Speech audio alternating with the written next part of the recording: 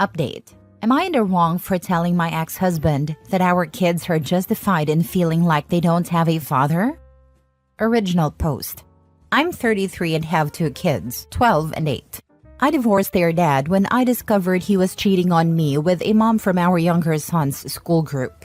Despite that betrayal, I agreed to shared custody because I wanted my kids to grow up with their father in their lives.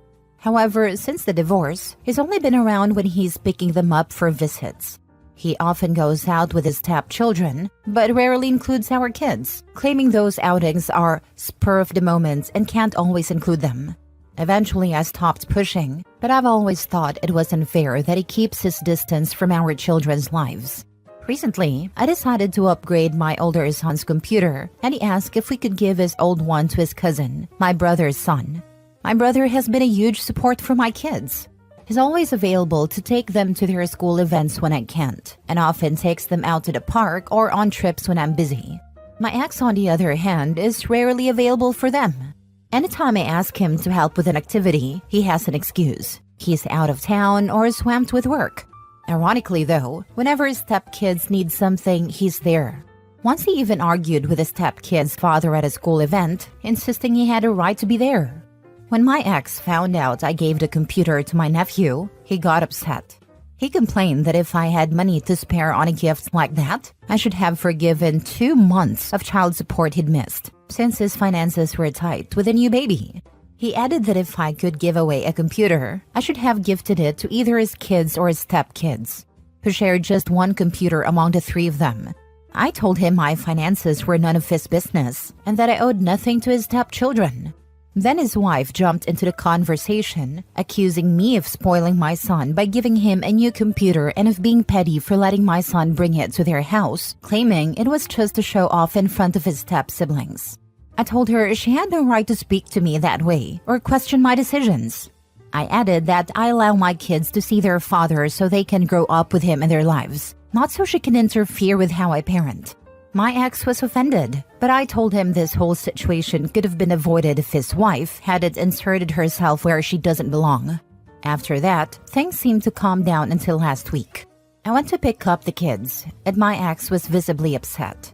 He explained that he'd tried reading a bedtime story to our youngest.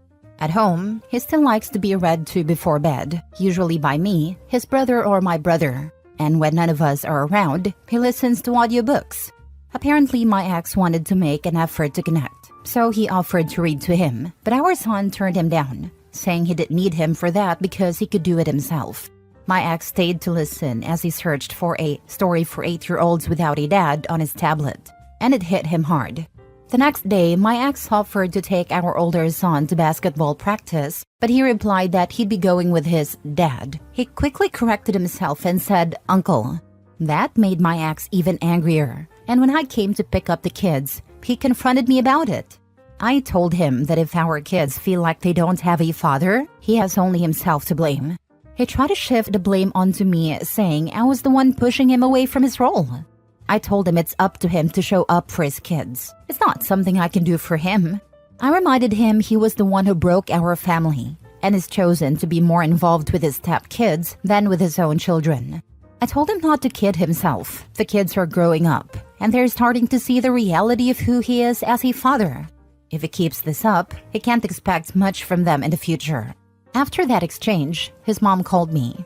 While she's always been polite to me, I felt the need to say that I would have appreciated the same concern from her when she supported her son's affair, knowing her grandchildren were losing their father in the process. She hung up, and we haven't spoken since.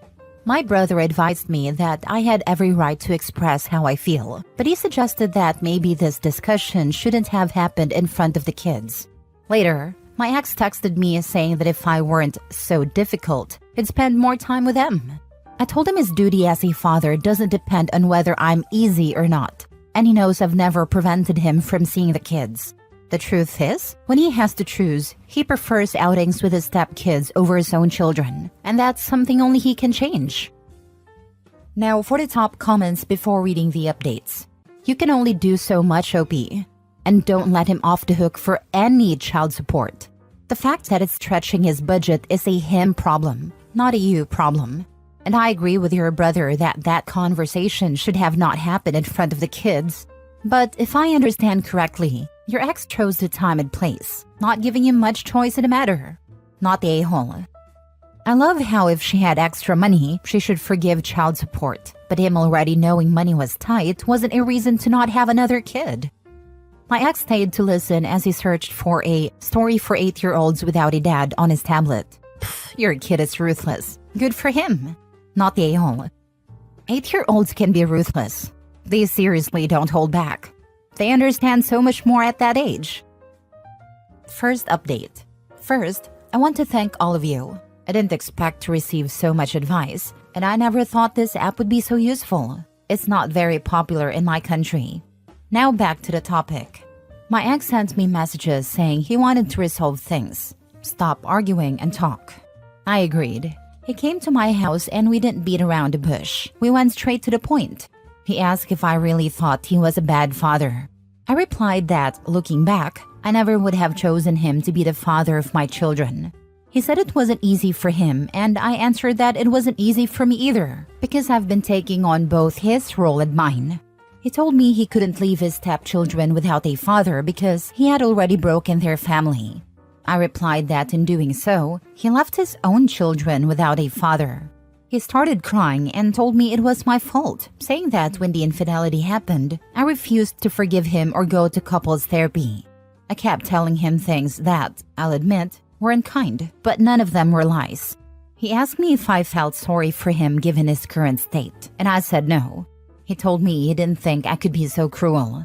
I replied that when I changed jobs, pulled my kids out of school 2 months before the term ended, moved houses, and watched him disappoint our kids over and over again, any empathy I might have felt had turned into apathy. He left after that. His mother called me as saying she knew what I had told her son. She said he hadn't stopped crying and that she didn't understand how I could carry so much hatred and hurt him like that. She told me I should just get over it. I answered, with all due respect, what I said wasn't out of hatred but truth. If your son is crying, it's because he's finally facing the consequences of his actions. Maybe instead of worrying about how he feels now, you should have taught him how to take responsibility and treat people with respect. She said I didn't know what it was like to feel a mother's love and see a child suffer. I replied that I do understand because I have 2 children who cry over a living father. 2 children who see their dad being a father to other kids when he doesn't have time to be a father to them. She said he was sorry, and I told her not to put words in his mouth and to stop calling me about anything related to her son. I hung up. I wanted to cry so badly, but I'm a damned mother, and I don't have time for that. I want my kids to feel safe, loved, and strong enough to not need anyone, not even me, to be themselves. Last Thursday, I took my kids to their cousin's birthday party hosted by my ex-sister-in-law. I still have a good relationship with her. She was the one who told me about the infidelity and that her mother was encouraging it. My ex showed up alone and irritated. My kids kept their distance from him. They kissed his hand but then ignored him completely. My ex-mother-in-law told the kids they should show more respect to their father. My eldest replied that he doesn't show respect for me since he and his partner talk badly about me. I scolded my son, not for what he said but for how he addressed his grandmother. I told him it was wrong to eavesdrop on private conversations and repeat them. Then I asked him to gather his things because we were leaving. My ex-mother-in-law asked me not to leave, saying the kids were having fun and we could resolve this as adults. She asked my ex what he had said, and he claimed not to remember. I told her I didn't care. She said we should be good parents. I replied that to be good parents, you need to be good people first. My ex was getting agitated. My ex-mother-in-law asked why we couldn't have a civilized co-parenting relationship. I told her everything I've mentioned here, about his free will to see the kids, and how the second custody agreement isn't working since he only sees them some weekends. My ex didn't want to discuss it, saying he had too many kids at home. My ex-mother-in-law told him the only kids who should feel comfortable are his, and the comfort of the others should be provided by their biological father. My ex wanted to end the conversation because his mother was scolding him for being a careless father. He also said it was my fault. I asked him to clarify how it was my fault. You can see the kids whenever you want. What more do you want? He started yelling, claiming I was only being petty because I didn't really need the money since I earned more than him and had fewer kids to feed. I told him I wouldn't continue the conversation and that I'd show him what being uncivilized looks like by filing for the overdue child support payments. His mother asked what I meant by overdue payments. I explained that he was 3 months behind. She was furious, slapped him, and demanded to know what he had done with the money for his children. He answered, I couldn't let JR miss out on attending the same school as my son. I didn't want him to feel inferior. My ex-mother-in-law said she couldn't believe it, and they started arguing. I left. For context, my youngest son attends a private school, and my ex pays for his stepson to attend the same school. Yesterday, my ex-mother-in-law came over and said she would pay the overdue fees. She brought the money in cash. I knew my ex would be furious. Here's some context. My ex-mother-in-law doesn't work, doesn't own anything herself, and lives with my ex-sister-in-law. However, she does have significant savings from her inheritance. If she pays the tuition, my ex knows there won't be much left for him when she passes, even though she's still healthy. He's been asking her for years to invest some of that money in his business ideas, but she's always refused. My ex's retaliation was not picking up the kids this weekend. Yesterday, my ex-sister-in-law called me. She doesn't know all the details yet, but apparently my ex's 15-year-old stepson punched him in the mouth. She said she'll let me know exactly what happened once she finds out. And before anyone asks, the new custody agreement will likely take a year to finalize. The court says the overdue payments are the priority, and the rest can wait. We have more urgent cases. At least his mama finally got some sense her son is a POS. He obviously fed her a line of BS when she was defending him. He's her baby boy. He would never do no wrong, etc., etc. I'm glad he got exposed. When the evil mother-in-law turns on her spoiled child, you know he was 100% wrong. It's not even a question of perspective anymore. The chef's kiss was being punched by the stepson he prioritized his own kids over. Bet he feels utterly ridiculous now. He was his mom's affair partner. No matter what he does, those kids will always hate his guts. Second update. As I mentioned earlier, my ex's stepson had an altercation with him because my ex refused to let him go out. Now I have more details. My ex's stepson had plans to go bowling with some friends. His biological father had already given him permission and money for the outing. However, when he told his mother, she said he couldn't go because they needed him to stay home and watch his younger siblings. My ex and his wife had planned an outing and needed someone to stay with the kids. This led to an argument. The boy raised his voice to his mother and my ex stepped in to demand that he respect her. The boy replied that he wasn't his father. Trying to maintain authority, my ex told him that as long as he lived under his roof, he had to follow his rules. The boy ignored him and turned away. My ex followed him and touched his shoulder to get his attention. At that moment, the boy turned around, punched him, and shouted that he wasn't his father and could never compare to him. The mother scolded him for his behavior, but the boy, still angry, shouted back that he hated her. This version was shared by my ex and his wife with my ex-mother-in-law. My sister-in-law later related to me. They went to see my ex-mother-in-law to try to gain her sympathy and convince her to take care of the kids, the 2 stepchildren and the baby, so they could go out. However, my ex-mother-in-law told them she would not take care of the children. When I spoke to my ex, he mentioned he was dealing with family issues and claimed that the boy's biological father was turning the boy against him. He didn't give me many details and omitted most of what my sister-in-law had shared. He simply informed me that, due to the situation, he wouldn't be able to pick up our children this weekend. The 15-year-old boy is now staying with his biological father. As for what I mentioned earlier, my ex was 2 months behind on child support. And that same week, he was supposed to make another payment. He didn't, leaving him 3 months behind. In the end, his mother was the one who covered the overdue amount. Regarding the child who attends the same school as my son, it's not the 15-year-old involved in the altercation. It's the younger stepbrother who is 8 years old, the same age as my son. I decided to enroll my son in that school when the affair became public.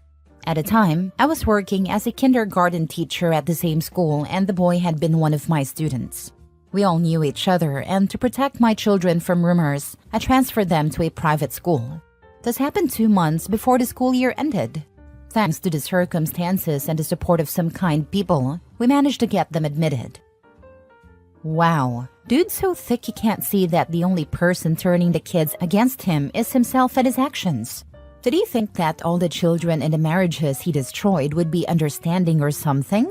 Dude sounds like a narcissistic tool who will still be blaming you for turning the kids against him when they go no contact with him after they turn 18. Wait, so a fair partner's son was in your kindergarten class, and you transferred your son to a different school to get away from them, and they moved a fair partner's son to that school too? Seems rather crappy of them. But they are siblings now. They got to get along. Last story. Am I the a-hole for telling my girlfriend to stop telling me how to spend the money I won? I live in the UK and I recently won a life-changing amount of money. By this, I mean enough to quit my job and never work again. I live with my girlfriend and told her about the win. She was excited about the fact I'd won, and we started talking about what to do with it. We live in quite a deprived part of the UK, so my girlfriend immediately started talking about moving to a city and living somewhere nicer. I said no to this, as family and friends are nearby and my parents are both quite ill, so I don't want to move far away and have to travel far to see them. She said we could look at cities that aren't too far, but I again refused and just said we'll look at a nice house in a better part of the town we live in. She said she doesn't want to continue living here if we have this much money. I told her it's me who has won the money, so she doesn't get to tell me how to spend it. She just said she wants to move away, but I reiterated that it's my winnings, not hers, and the final decision is mine. She said I wasn't being fair by not considering it. But I told her she was being unreasonable for expecting to dictate how I spend the money. She said we're a couple and should be making the decisions together, but I told her that some things aren't up for discussion and that I'm not moving away. She just called me unreasonable and said I should be considering her opinion on it. Am I the a-hole for telling my girlfriend to stop telling me how to spend the money I won? Now for the comments. Do not get married to this woman without getting thorough legal advice on how to protect your assets. And I'd add, don't have a kid with her either. Don't leave debit or credit cards around. Change all passwords and bank statements. Don't tell anyone else about this, and laugh and say it was only $10,000 when people start asking questions. Always lie and say you have less. Recently won a life-changing amount of money. Pretty crazy how often this seems to happen on here. Some people really underestimate what is required to be able to quit and never work again. Financial literacy is quite low. When people win such massive amounts, they get the itch to spend. Forget the money for a moment. There's an existing incompatibility issue with not wanting to live in the same type of area. If that can't be solved, nothing else about this relationship, including how to spend the money, matters.